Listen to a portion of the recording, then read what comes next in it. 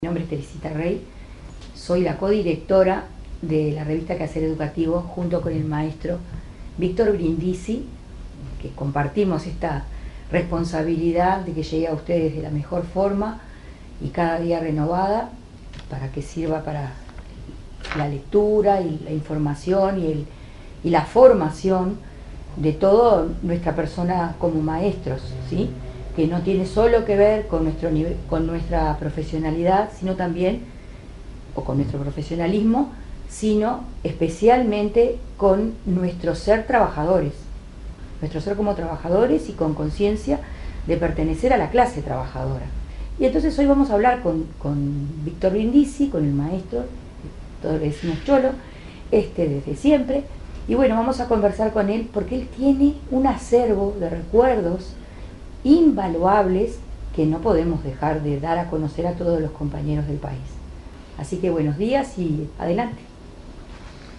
Bueno, buenos días, mi saludo a los docentes y estudiantes que están presentes y decirles de la importancia que en mi opinión tiene el que en estos días estemos recordando los sucesos que hace 50 años conmovieron y de una manera importante alteraron la vida de todos los uruguayos.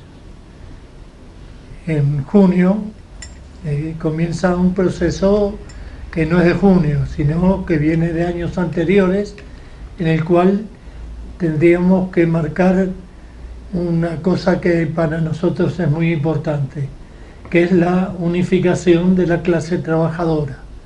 Y esto es de décadas anteriores, la década del 50, la década del 60, son momentos en los cuales el movimiento sindical uruguayo tramita una unidad que se consolida en mitad de la década del 60, cuando en 1965 y en 1966 se realiza en el Congreso del Pueblo, por un lado, del 12 al 14 del 65, y por el otro el Congreso de Unificación Sindical, que fue el 28 de enero del 66.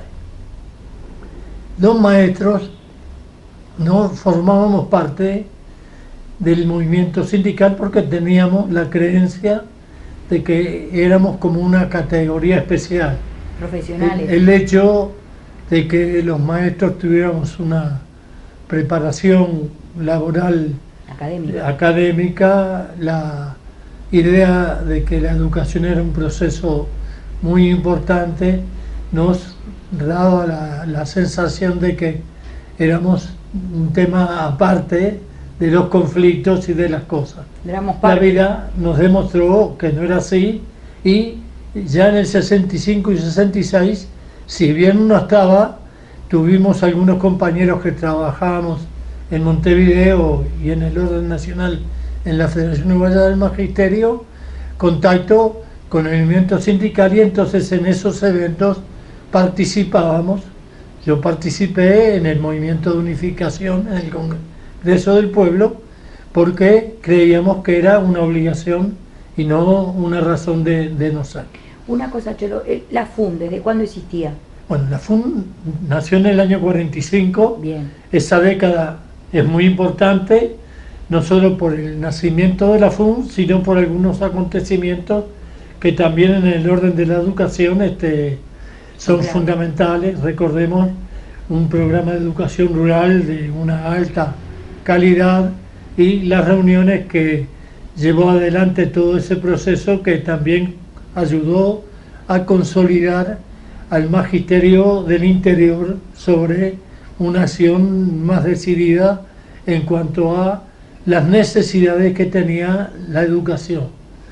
Nosotros entendíamos que éramos responsables de bregar porque el gobierno de alguna manera atendía a las necesidades que tenían, las necesidades materiales que se expresaban en los recursos para el funcionamiento, en los salarios de los docentes, en el tema de la edificación escolar y en todas las cosas que significaban aportar recursos para la educación.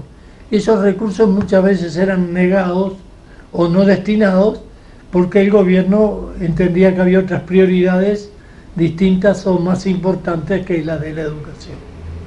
Así llegamos al año 66, 67, donde comienza una etapa en la historia de Uruguay muy importante.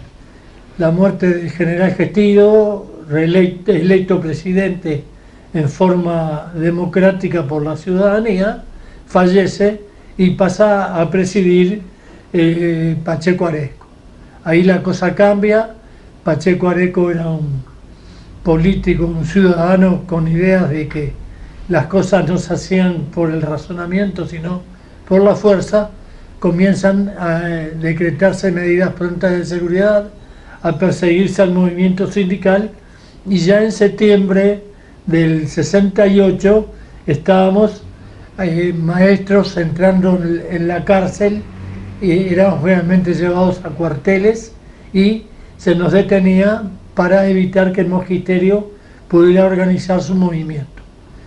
Recuerdo el cuartel de Burgues, ahí estuvimos decenas de compañeros durante días, semanas, unos más, otros menos, tratando de impedir y de tener la convicción de que ese momento era para obedecer y para callarse la boca y que el gobierno pudiera procesar una cosa importante. Del 69 al 72 se culmina con el deterioro de las libertades públicas. Hay un ascenso paulatino de los militares a los cargos políticos y hay una persecución a sectores políticos y sindicales. Ya empiezan no solo con los sindicatos, sino también con los sectores políticos que tenían ideas contrarias al presidente Pacheco Areco y a los militares que iban encarando también la asunción de cargos para pasar a predominar en el ámbito de la política nacional. Llegamos así al año 72 con la huelga. Hay un hecho muy importante para nosotros, que es que en el año 70 en la FUN se gana por la mayoría Montevideo y algunas instituciones del interior, y siendo mayoría, el primer acto que realizamos en ese enero fue ir a afiliarnos a la Central de Trabajadores. Para eso había pasado una cosa muy importante. El magisterio de Montevideo lo comienza en el 65 y 66 comienza un proceso de unificación. En Montevideo había tres instituciones: Asociación Magisterial de Montevideo, Asociación de Maestros de Montevideo y Unión del Magisterio de Montevideo. Las dos últimas iniciamos una etapa y un proceso para integrar un solo movimiento. Si bien había diferencias con la magisterial aceptó de forma incompleta, pero aceptó la incorporación, y entonces se queda constituido el movimiento coordinador del Magisterio de Montevideo, con lo que se piensa también en dotar a la institución de una propiedad, una sede, donde estuviese tanto el movimiento de Montevideo como la Federación Uruguaya del Magisterio, y donde se pudieran realizar actividades en favor de las acciones que queríamos desarrollar. Víctor, una pregunta, porque Sí. así vamos cargándolo de contenido humano esta charla, ¿no? ¿Quiénes eran los referentes de las tres organizaciones sindicales de ese año 66, 67? ¿Quiénes estaban al frente de las organizaciones? Porque seguramente es la historia reciente, pero es la historia nuestra. Sí, sí. Tal vez... Podríamos mencionar a algunos compañeros. Exactamente. Quizás no a todos. No, algunos. Porque no es fácil.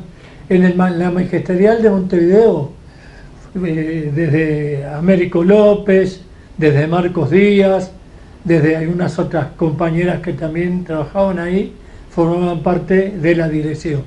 En la ascensión de maestros tenemos que acordar a María Esther Vales de González Ariosa, a Hilda Villar, una compañera recientemente fallecida, y a otras cuantas compañeras y a compañeros como Heriberto Gesto, Antunes, y muchos más nombres prestigiosos que ayudaban a incorporar las cosas. Y en el magisterio teníamos que hablar de Anneli Romelli, de Dora Díaz y de muchas compañeras, y también compañeros que como Pons, como Balbi, Didasco Pérez y el que habla, que habían formado parte de la asociación magisterial.